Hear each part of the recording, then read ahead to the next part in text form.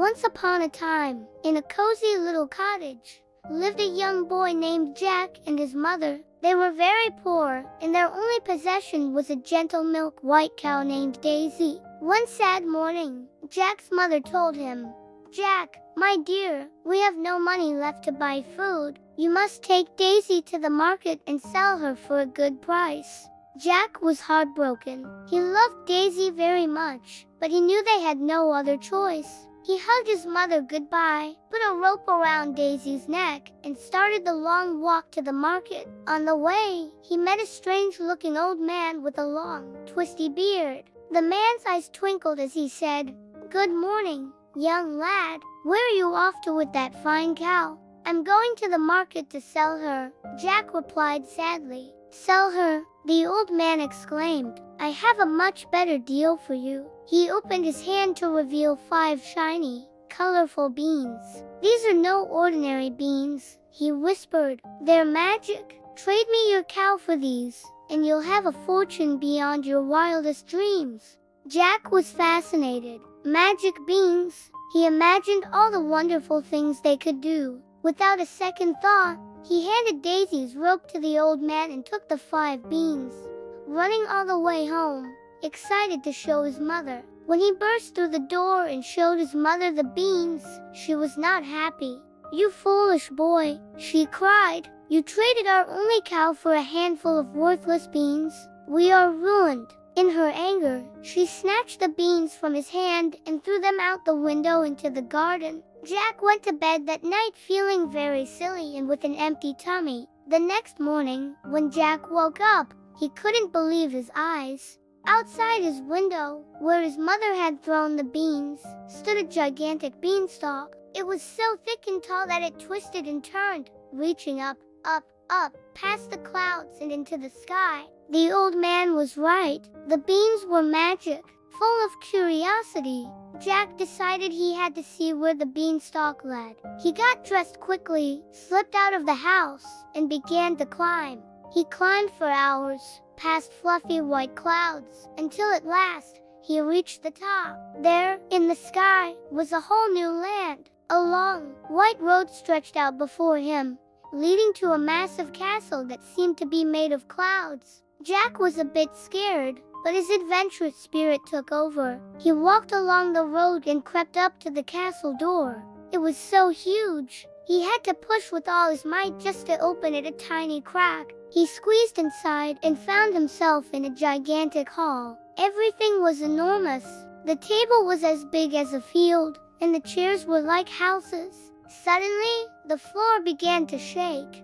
Thump, thump, thump. In walked a giant woman. "Fee-fi-fo-fum, I smell the blood of an Englishman," she boomed, but her voice wasn't as scary as Jack expected. She looked around and spotted tiny Jack hiding behind a giant salt shaker. Instead of being angry, she looked tired. "Oh, it's just a boy. You better hide. My husband will be home soon, and he loves to eat little boys for breakfast." She quickly hid Jack in a cupboard just as the castle door flew open with a tremendous crash. In stomped the giant. He was much, much scarier than his wife. "Fee-fi-fo-fum, I smell the blood of an Englishman. Be he live, or be he dead, I'll grind his bones to make my bread," the giant roared, sniffing the air. "Nonsense, dear," said his wife calmly. "You're just smelling the stew I made for your supper."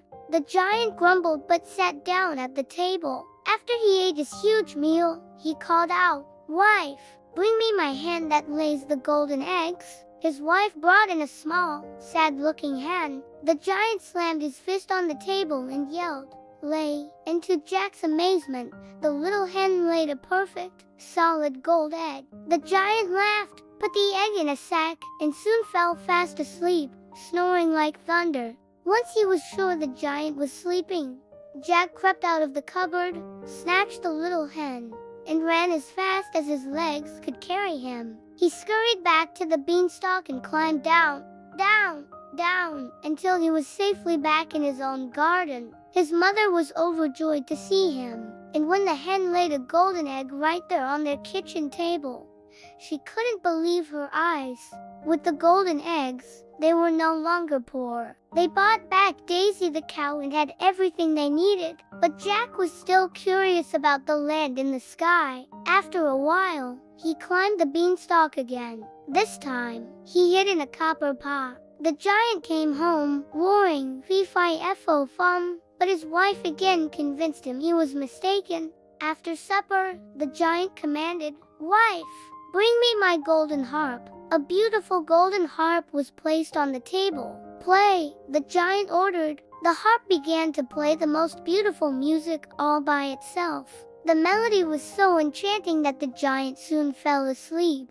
Jack quietly climbed out of the pot, grabbed the magical harp, and dashed for the door. But as he ran, the harp cried out, "Master, master." The giant woke up with a start. He saw Jack running away with his harp and let out a furious roar. He jumped from his chair and chased after Jack. Jack scrambled down the beanstalk as fast as he could, with the giant climbing down right after him. The whole beanstalk shook violently.